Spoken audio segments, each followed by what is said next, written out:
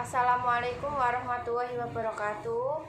Perkenalkan, nama saya Amalia Rizza, mahasiswa Universitas Muhammadiyah Kudus kelas 2A S1 Keperawatan. Di sini saya akan melakukan presentasi tentang asuhan keperawatan pada pasien retardasi mental. Menurut WHO, retardasi mental adalah kemampuan mental yang tidak mencukupi.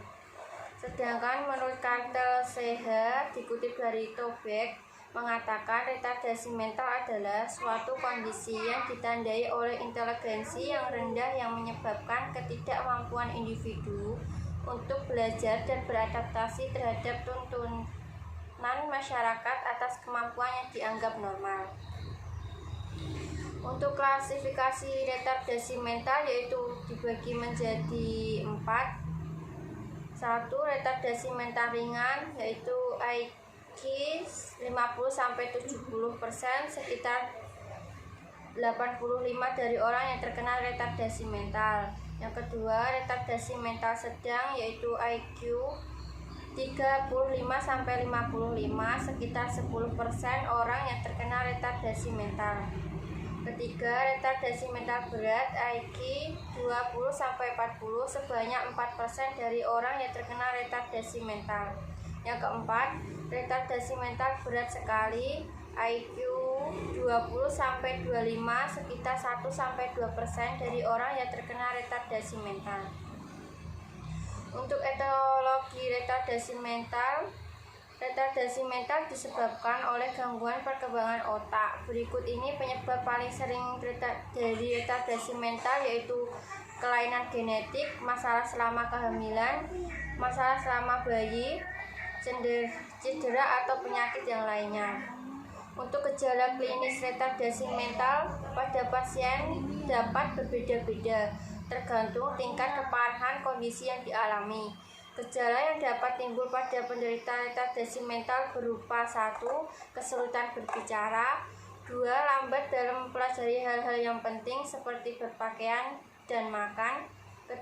Kesulitan dalam pengendalian emosi seperti mudah marah, yang keempat, ketidakmampuan memahami konsekuensi atas tindakan yang diambil, yang kelima, penalaran yang buruk dan sulit memecahkan suatu masalah, yang keenam, daya ingat yang buruk. Nilai IQ pasien juga dapat menunjukkan tingkat keparahan kondisi yang diderita.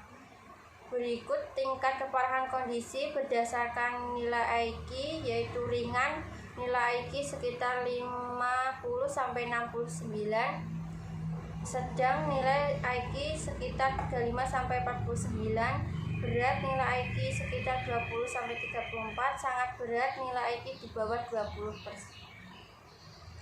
Untuk pemeriksaan penunjang meliputi 1. Tes urin, pemeriksaan pencitraan otak atau dan juga EEG atau elektroencephalografi. Pemeriksaan penunjang juga akan dilakukan pada anak dengan keterlambatan perkembangan. Tujuannya adalah menyingkirkan kemungkinan penyakit yang dapat menghambat perkembangan anak, seperti gangguan pendengaran dan saraf, apabila tidak ditemukan penyebab yang mendasari gangguan pertumbuhan. Dokter akan mencurigai anak mengalami retardasi mental. Dokter dapat memastikan diagnosis retardasi mental melalui wawancara dengan orang tua.